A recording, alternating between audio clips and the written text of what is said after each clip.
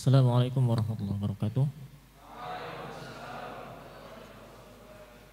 Alhamdulillahirabbil alamin.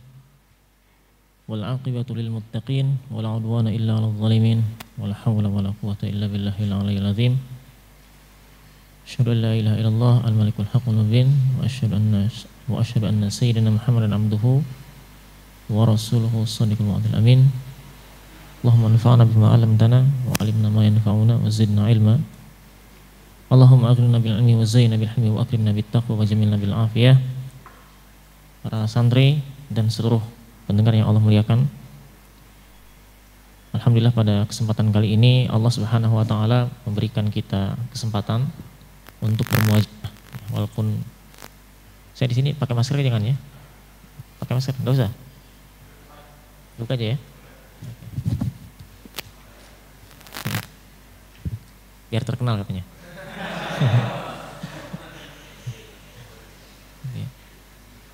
Ya, yang penting tidak terkenal sebagai buronan ya. Alhamdulillah pada kesempatan ini Allah memberikan kita kesempatan untuk bermuajahah ya. Di tempat yang mudah-mudahan ini dimuliakan oleh Allah Subhanahu wa taala. Ini adalah majelis ilmu mana syar'i terutama dikaji di sini, yang mana itu adalah ilmu yang sangat dicintai oleh Allah Subhanahu wa taala. Pertemuan ini insya Allah akan membahas tentang pengurusan jenazah ya. Mungkin hanya sebatas pengetahuan atau maklumat singkat saja tentang pengurusan jenazah ya, jenazah. Jangan sampai nanti kalau kita keluar dari ceki ada yang meninggal kita bingung mau ngapain. Nah itu ya. Minimal ada gambaran ya secara umum bagaimana kita nanti bisa mengurus jenazah ya di masyarakat. Ya. Dan hal itu bisa saja terjadi ya teman-teman ya, para santri. Bisa saja terjadi di lingkungan kita ya, ada yang meninggal kemudian di sana tidak ada orang yang siap untuk mengurus jenazah itu, maka nah ini kita sebagai santri ini alhamdulillah ya sudah pernah minimal ada gambaran yang mengikuti pelatihan mengurus jenazah. Dan jenazah ini adalah fardu kifayah ya teman-teman. Ketika seorang muslim meninggal maka ada 4 kewajiban ya untuk yang hidup. Kalau yang meninggal mau terserah aja ya, mau dikubur silahkan, mau dibuang silahkan. Kalau orang yang meninggal tuh udah nggak ada urusan lagi dengan dunia. Jadi yang punya kewajiban tuh orang hidup ya. Kalau dia mau dilempar kemanapun ya, dia sudah tidak ada urusan lagi dengan kehidupan di dunia. Jadi kewajibannya itu untuk siapa? Untuk kita yang sudah yang masih hidup ya. Nah, sebagaimana kata para ulama ya, dikatakan ada 4 ya, al-ghuslu wat takfinu was salatu alaihi summa ad-dafnu. Memandikan, mengkafani, mensolatkan, menguburkan, ada 4 ya. Mafruḍatun itu adalah sebuah kefarduan. Fardunya fardu kifayah. Ya. Jadi kalau sudah dilaksanakan oleh sebagian orang ya, maka akan gugur ya kewajiban itu atas orang yang lainnya. Artinya harus ada di antara kaum muslimin yang memang bisa ya untuk mengurus jenazah ini ya. Ya. Al-ghuslu wa takfin was salatu alaihi tsumma dafnu. Ya. Yang pertama ya, ketika ada yang meninggal, kewajiban yang pertama adalah memandikan ya. Dimandikan dulu. Apa yang harus kita lakukan? Sebetulnya memandikan ini ya, ada minimalnya, ada sempurnanya gitu ya. Ada aqallul ghusl, ada akmaluhu ya. Minimalnya bagaimana? Aqallul ghusli ta'mimu badanihi bil ma. Ya. Minimal ya dalam memandikan itu adalah memandikan itu adalah dengan cara meratakan air ya ke seluruh anggota badan. Jadi minimal seperti itu. Jadi misalnya ada orang yang sudah beberapa hari ya dia meninggal, badannya sudah agak membusuk misalnya ya. Jadi sudah kalaupun dipegang itu sudah hancur ya, maka cukup saja tinggal disiram saja dengan air gitu ya, disiram saja ya dengan merata ya dari mulai ujung kepala sampai ujung kaki sudah ya, sudah cukup seperti itu. Kalau yang masih memungkinkan, kalau tidak memungkinkan ya tidak perlu ya. Jadi kalau memungkinkan ya maka cukup tadi ya, minimalnya ya ta'mimu badanihi bil ma ya. Itu meratakan seluruh tubuhnya dengan air ya. Jangan ada yang terlewat ya. Gitu. Ya kalau lebih enteng ya dilempar aja ke kolam. Jangan dilempar juga karena mayit itu ya harus diperlakukan dengan baik ya. Diperlakukan dengan baik juga ya. Dan tidak boleh keras-keras kalau mayat itu ya. Karena badannya beda dengan kita. Harus dilakukan dengan lembut ya. Dalam memandikan. Nah itu. Jadi minimal seperti itu ya. Nah kalau perinciannya seperti apa? Ya, ini dalam kitab-kitab fikih juga dibahas ya. Seperti dari Dr. Mustafa Al-Khin ya dalam kitab Al-Fiqhul Manhaji. Ya. Bila cara ini dilakukan dengan benar seperti yang tadi ya dan baik, maka mayat bisa dikatakan telah dimandikan dengan sempurna, gugur kewajiban ya terhadap orang yang ada di sekitarnya ya. Nah, lalu bagaimana sekarang kalau ingin memandikan secara sempurna ya? Maksudnya sempurna dalam hal artian di samping kita menggugurkan kewajiban juga dapat keutamaan-keutamaan yang lain ya. Nah, jadi yang dapat pahalanya siapa? Yang masih hidup gitu ya. Kita yang dapat pahalanya. Yang ini cara memandikan jenazah secara sempurna sesuai dengan sunnah Rasulullah ya. Nah, di sini para ulama menuturkan ya bahwa wa akmaluhu an yaghsila sawatayhi ya. Jadi harusnya ya, selain kita menyiramkan air ke mayat juga dibasuh apanya? Dua kemaluannya ya. Maksudnya dua kemaluan itu kubul dan dubur ya. Ayuzilal qadar, kemudian menghilangkan najis-najisnya, kotoran-kotorannya ya.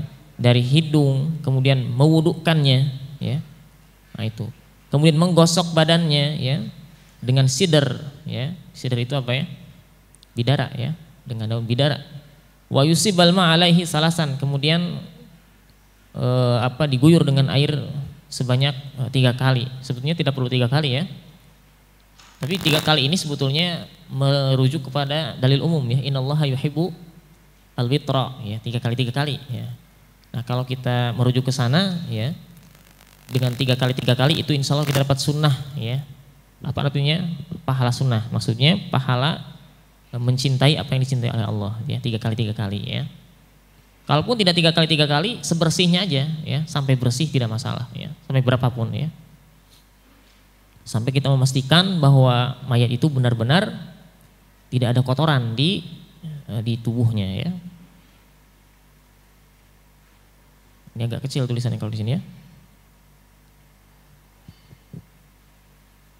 Nah, teknisnya seperti ini mungkin ya.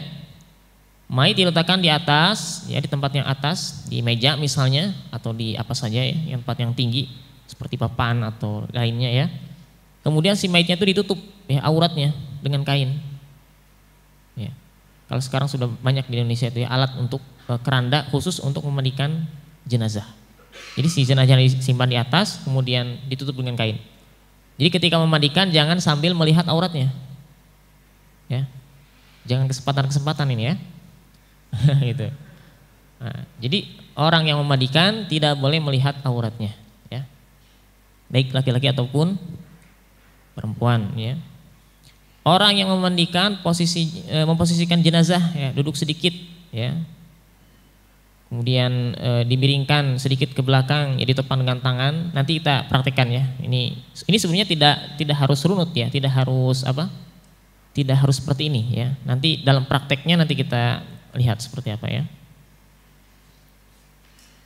Jadi dengan tujuan apa? Dengan tujuan ini untuk mengeluarkan. Jadi si mayit itu diangkat sedikit badannya itu ya. Nah, angkat sedikit ditopang dengan tangan untuk apa? Mengeluarkan sesuatu dari perutnya. Nah, diusap ya, tetapi jangan ditekan begitu, jangan. Ya, ditekan.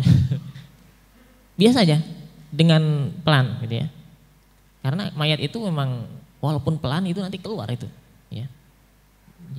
Bahkan walaupun tidak ditekan begini, asal asal dinaikkan sedikit aja, itu pada keluar.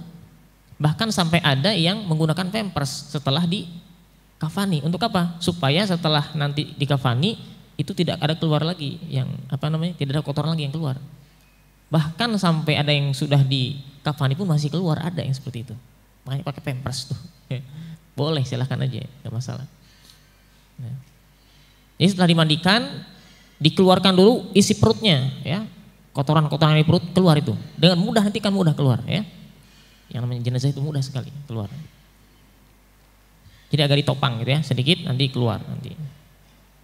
Kemudian membersihkan lubang-lubang, ya, lubang depan dan belakang kemaluan, ya. Kemudian membersihkan mulut, ya, gigi-giginya. Kemudian telinganya, hidungnya dan sebagainya, ya, lubang-lubang itu. Membasuh kepala dan muka si mayit dengan menggunakan sabun, ya, atau lainnya boleh, ya, tidak harus dengan sabun. Kalau ada rambutnya disisir, ya.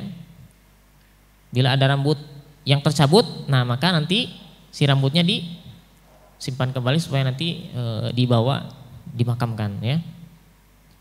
Membasuh seluruh sisi kanan tubuh, ya, dari yang dekat wajah, kemudian membasuh sisi kiri, ya, badan dimulai dari yang dekat wajah, kemudian membasuh bagian sisi kanan dari yang dekat dengan tengkuk di sini, ya. Jadi kanan kiri, itu kanan kiri nanti gitu posisinya.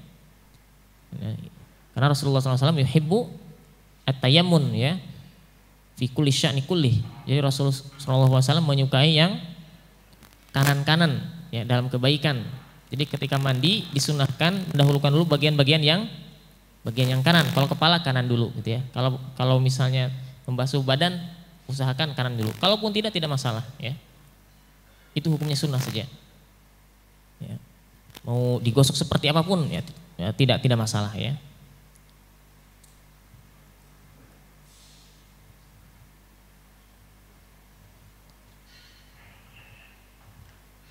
Kemudian semua orang memandikan, ya, meratakan air ke seluruh tubuh si mayit. Nah ini, ya. Kemudian dihitung, ya, basuhannya, ya, bisa, ya, 3 kali basuhan, ya, atau dicampur sedikit dengan kapur barus dan sebagainya, wangi-wangian, ya. Nah, ini. Misalnya si Imam An-Nawawi rahimahullah, ya, dalam mazhab Syafi'i disunahkan, ya, basuhan pertama dengan daun bidara, basuhan kedua menghilangkan daun bidara tersebut, dan basuhan ketiga dengan air bersih yang diberi sedikit kapur barus, ya. Nah, itu. Ketiga basuhan ini dianggap satu basuhan, ya. Jadi 3 basuhan dianggap satu, berarti kalau 3 kali berarti sekitar 9 kali basuhan, ya, itu sempurnanya seperti itu. Kalaupun lebih tidak masalah, kurang juga tidak masalah, gitu ya. Selama si mayit tadi sudah badannya semuanya sudah diratakan semuanya dengan air. Jadi ini kesunahan saja, ya, tidak wajib, ya. Siapa saja, nah ini yang boleh memandikan mayat, ya. Mayat laki-laki harus dimandikan oleh laki-laki, ya. Dan perempuan dimandikan oleh perempuan, dan yang lebih utama adalah kerabatnya. Kalau laki-laki yang paling dekat dengan dirinya siapa? Istrinya. Apaan? Ya, istrinya, ya. Kalau perempuan berarti suaminya, ya. Atau yang kerabat yang paling dekat.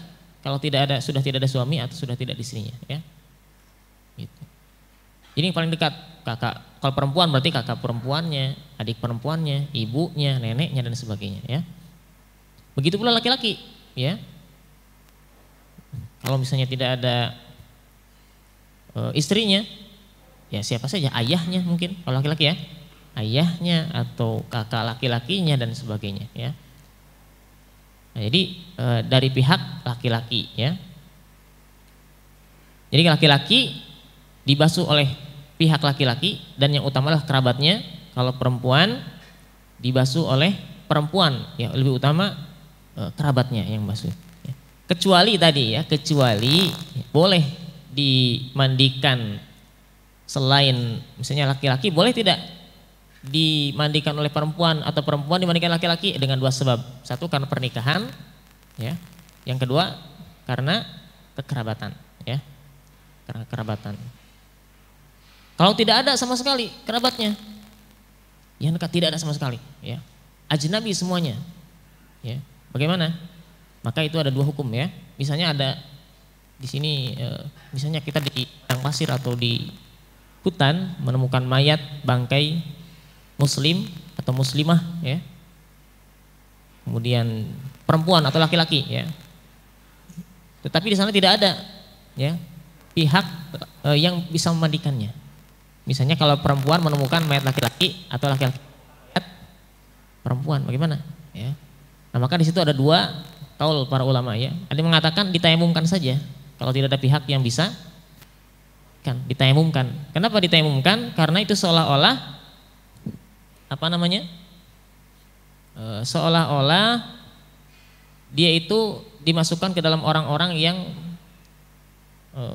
tidak menemukan air gitu. Disamakan statusnya dengan orang yang tidak menemukan air ya. Padahal sebetulnya airnya ada ya, tapi disamakan saja statusnya dengan yang tidak menemukan air, maka dia ditayamumkan.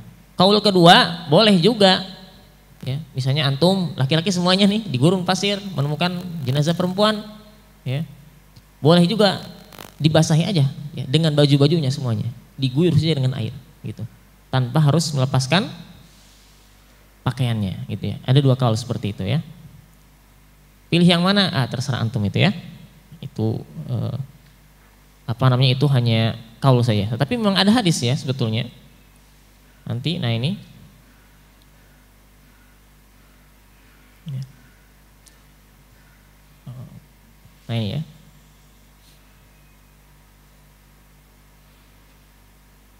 Belum ya. Memang ada hadisnya sebetulnya ya, yaitu kalau misalnya tadi ya, di sini ya. Jika seorang meninggal di tempat laki-laki ya, dan tidak ada perempuan lain atau laki-laki meninggal di tempat perempuan, tidak ada laki-laki lain, maka kedua jenazah itu ditayamumkan lalu dikuburkan karena kedudukannya sama seperti tidak menemukan air ya. Itu pilihan pertama ya. Memang ada yang mengatakan itu lebih utama daripada dimandikan ya. Karena kalau dimandikan repot juga. Ya, misalnya diguyur saja mayitnya tanpa melepaskan pakaiannya, itu repot juga ya. Jadi ditayamumkan saja, setelah itu langsung dikuburkan ya. Kalau memang tidak ada pihak laki-laki atau perempuan yang mengurus jenazah itu ya. Gitu.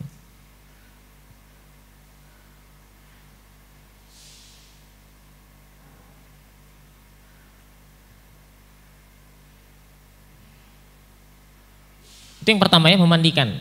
Kemudian yang kedua, setelah dimandikan, nanti selalu kita coba sedikit mungkin ya, disimulasikan ya, memandikannya. Mengkafani ya. Mengkafani mayit paling sedikit adalah membungkus dengan kain yang dapat menutupi seluruh anggota badan dan menutup kepala bila si mayit bukan orang yang sedang ihram. Jadi paling sedikit kita itu ya, minimal ada satu kain saja minimal ya, yang membungkus si mayit ya, yang membungkus seluruh badan mayit, anggota badannya ya, sampai ke kepala-kepalanya gitu ya, minimal seperti itu ya.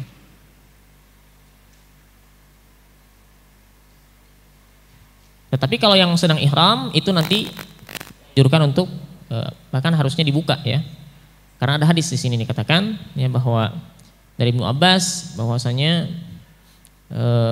ketika seorang wukuf di Arafah tiba-tiba ada yang jatuh ya dari untanya, kemudian patah lehernya ya, kemudian meninggal di tempat ya, maka Rasulullah SAW mengatakan mandikan dia, igsiluhu bima'in wasidrin ya, apa namanya, mandikanlah dia dengan air dan bidara ya, kemudian wakafinu ya, kemudian kafankan ya, apa namanya, kafankan dengan 2 lembar pakaian ihramnya, jangan diberi wangi-wangian. Nah, wala apa, jangan diberi wangi-wangian ya, jangan juga diberi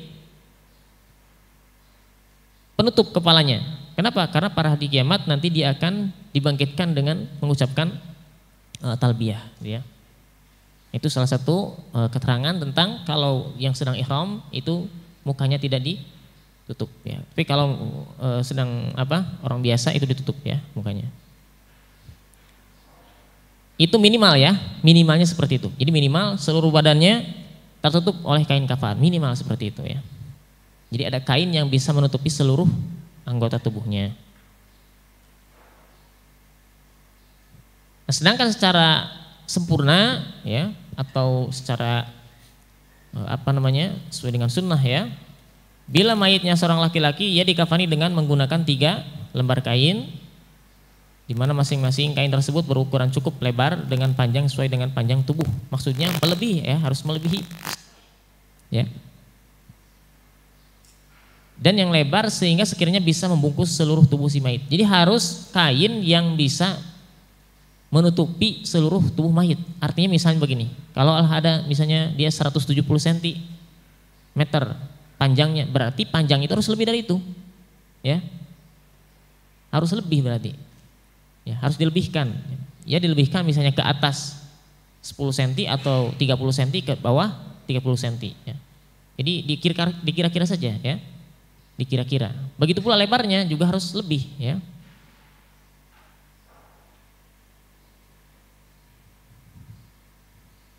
Dimakruhkan mengkafani mayit dengan menggunakan kain selain warna putih, ya, sebagaimana juga dimakruhkan menggunakan semacam gamis dan menutup kepalanya dengan semacam sorban. Itu makruh saja, ya, tidak haram, ya. Maksudnya gamis itu adalah pakaian-pakaian yang al-mukhayyat, pakaian-pakaian yang di apa, yang seperti ini, ya, yang di yang di tenun atau yang di kaput, ya, itu dimakruhkan saja, tetapi tidak sampai haram, ya.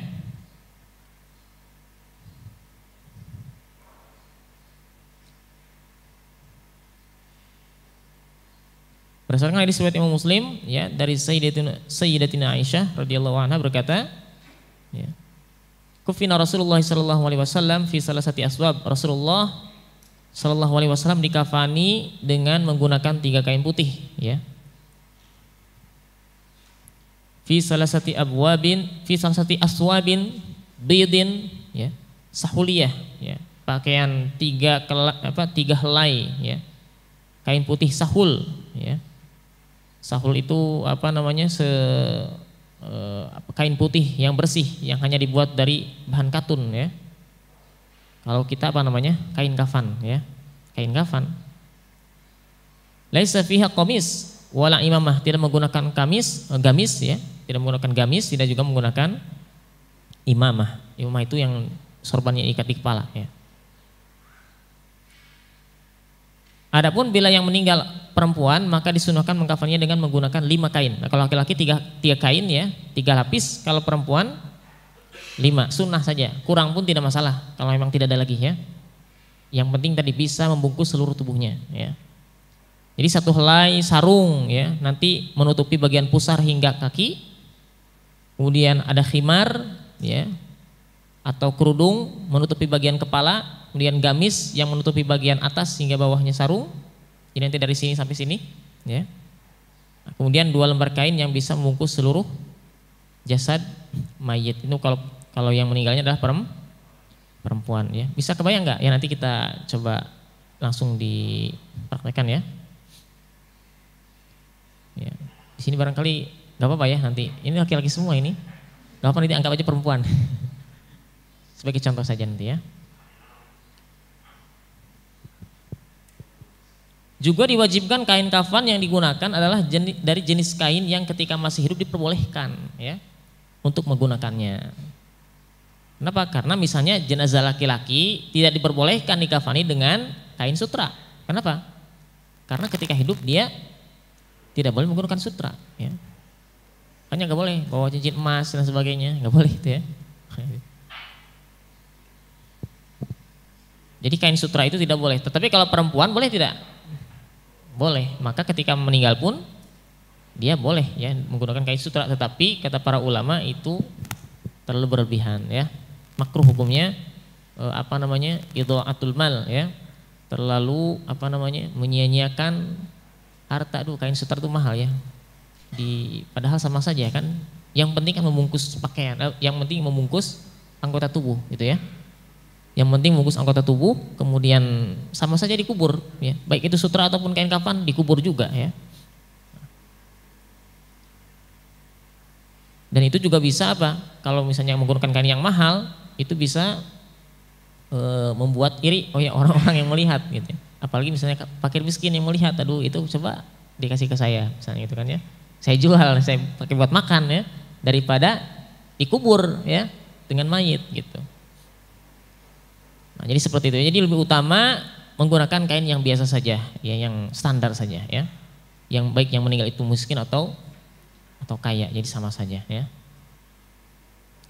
Kemudian seyoginya pada bagian-bagian yang berlubang pada ungkatan sujud diberikan kapas, ya. Kemudian kapur barus, ya, diikatkan tali dari potongan kain yang nantinya akan dilepas di kuburan, ya. Nanti talinya itu dilepas, ya, di kuburan itu. Kenapa ditali? Supaya tidak lepas ketika diangkat ke kuburannya, ya. Ketika dikubur nanti dilepas saja, ya, tidak masalah.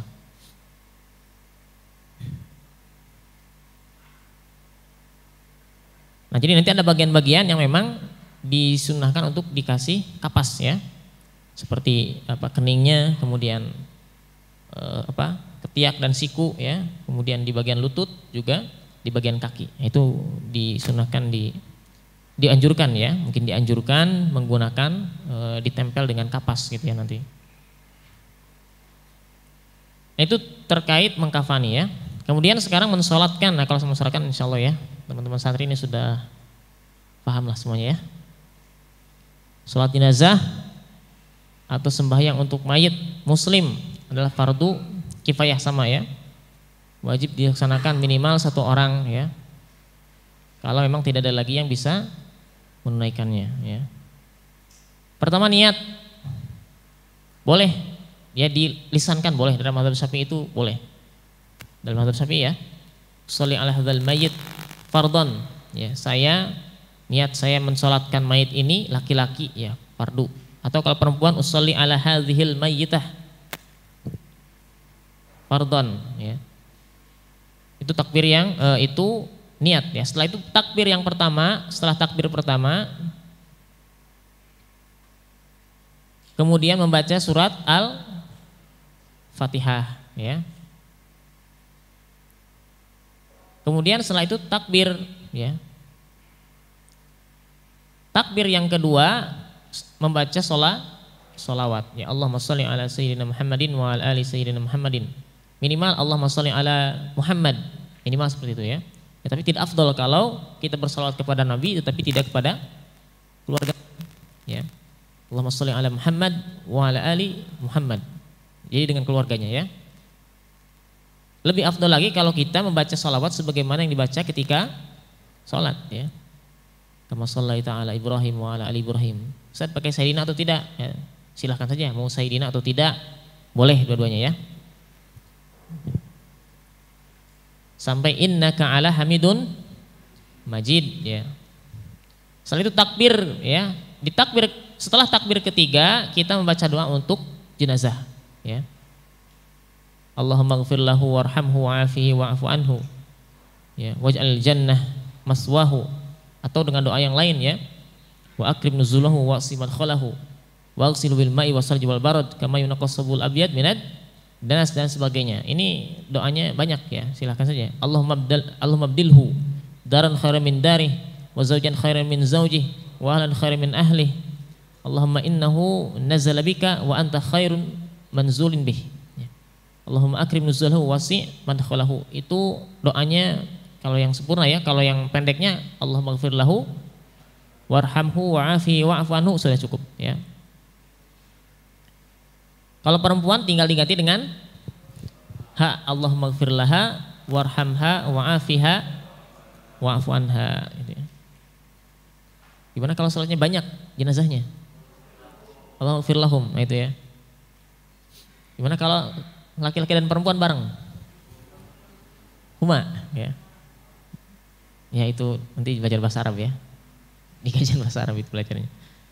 Kemudian setelah takbir ketiga, ya, takbir keempat, ya. Setelah takbir keempat lalu membaca Allahumma la tahrimna ajrahu wa la taftinna ba'da. Laki-laki, kalau perempuan Allahumma la tahrimna ajraha wala taftinna ba'daha. Kemudian setelah itu salam, ya. Nah, ini barangkali nanti insya Allah kita juga akan praktekkan, ya. Kemudian setelah itu menguburkan, ya. Secara teknis betulnya, ya, ada juga kadar minimal, ada kadar kesempurnaan, sama, ya. Kadar minimalnya bagaimana dalam menguburkan jenazah? ya, yaitu dengan mengubur jenazah pada suatu lubang yang dapat mencegah tersebarnya bau dan dari mangsaan hewan-hewan buas, ya, serta dengan menghadapkannya ke arah kiblat. Itu kadar minimalnya, ya. Jadi sebetulnya tidak ada kadarnya, ya, tingginya berapa senti tidak ada. Yang penting, ya, ketika setelah dimasukkan ke dalam liang lahat, ketika dikubur itu tidak ada bau yang keluar, tidak tercium bau, juga tidak dimungkinkan untuk digali oleh buas, ya. Nah itu saja. Kadarnya sebetulnya tidak ada kadar tertentu, ya. Namun kemudian supaya sempurna, ya, nah maka kita ikuti langkah-langkah berikut, ya. Yang pertama dikubur, ya, dan berdiri. Nah ini, ya, setinggi orang berdiri itu ya kira-kira saja, ya. Dengan tangan melambai ke atas, ya, gini berarti, ya, tinggi banget, ya. Ya sebetulnya tidak perlu juga seperti itu, ya. Ini utamanya begitu, ya. Dan dengan lebar, ya, seukuran 1 ziro, ya, lebih 1 jengkal, berdasarkan sebuah hadis riwayat Imam At-Tirmidzi berkenaan dengan para sahabat yang terbunuh pada waktu perang Uhud, ya. Ihfiru, ya, wa ausi'u wa ahsinu, ya, galilah lubang kubur, luas dan baguskan, ya. Maksudnya makin dia dalam makin bagus, ya, tidak masalah. Artinya kadarnya itu, ya, kadarnya itu seukuran tadi, ya, seukuran apa? Seukuran orang dewasa yang berdiri, ya. Kalaupun tidak sampai mengangkat tangan juga tidak masalah. Seukurannya saja juga pas, misalnya segini tidak masalah juga, ya. Kemudian memiringkan jenazah ke sebelah kanan, menghadapkannya ke arah kiblat, ya. Sekiranya jenazah tidak dihadapkan ke arah kiblat dan telah dikubur, ya, maka wajib digali dan menghadapkannya ke arah kiblat bila diperkirakan belum berubah. Kalau misalnya bangkainya mungkin belum busuk gitu, ya, kayaknya baru tadi sejam yang lalu sudah dikubur, ya. Ternyata baru tahu, oh, harus dihadapkan kiblat, lupa tadi mungkin, ya. Gali lagi tuh, ya, harus dihadapkan ke kiblat. Tapi kalau sudah berminggu-minggu, wah itu sudah hancur, ya. Tidak perlu.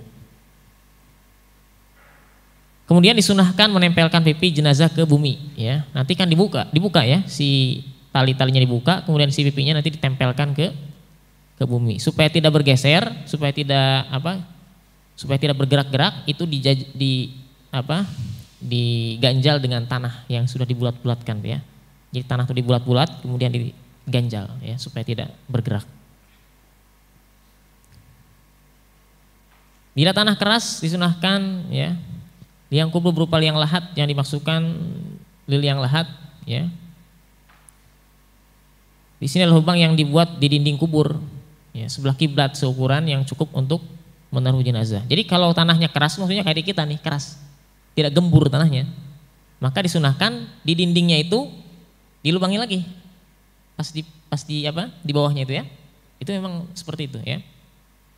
Nah, kemudian jenazah diletakkan di liang itu, di lubang itu, ya, kemudian ditutup dengan batu pipih atau dengan papan, tidak masalah, ya. Dengan papan agar nanti tidak diruntuhi, ya, atau tidak terkena langsung oleh tanah, ya, ketika dikubur. Itu kalau tanahnya seperti kita, ya, keras. Kalau tanahnya gembur, bagaimana? Ya.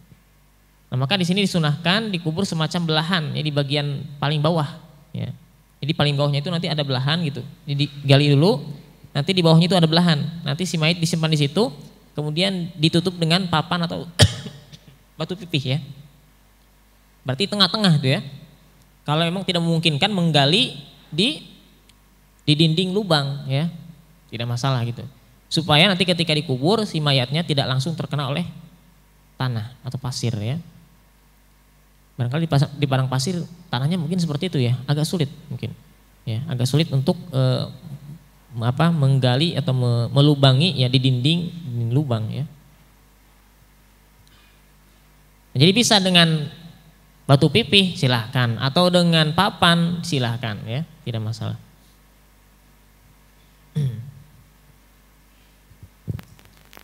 Setelah jenazah diletakkan secara pelan di dasar kubur, ya disunahkan pula orang yang ikatannya dimulai dari kepala, ya dari kepala, kemudian dari kepala dulu ya, dari kepala, badan, kemudian sampai kakinya, itu dilepas ya.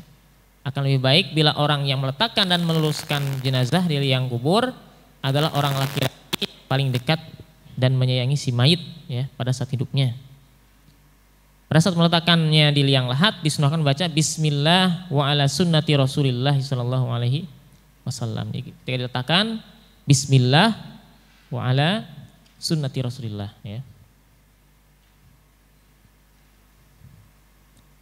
Nah, ini mengikuti sunnah Rasulullah sallallahu alaihi wasallam berdasarkan hadis ya yang diriwayatkan oleh Imam Abu Dawud dari sahabat Abdullah bin Umar. Ketika Rasulullah meletakkan jenazah di dalam kubur, beliau membaca Bismillah wa ala sunnati Rasulullah sallallahu alaihi wasallam ya. Sunnah lainnya teman-teman yang Allah muliakan, yang dicintai oleh Allah ya, bahwa ada sunnah lain ya dalam pengurusan jenazah.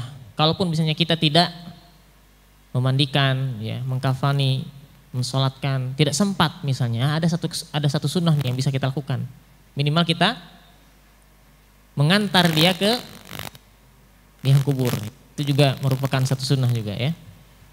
Kalau seandainya misalnya kita tidak sempat sama sekali ya, tidak sempat, ya, maka diantar ya sampai dia dikuburkan ya. Talqin mayit ya. Apa itu mentalqin mayit? Tidak wajib hukumnya ya. Hukumnya tidak wajib. Hukum mentalqin mayit sunnah dan waktunya setelah mayit dikuburkan biasanya ya.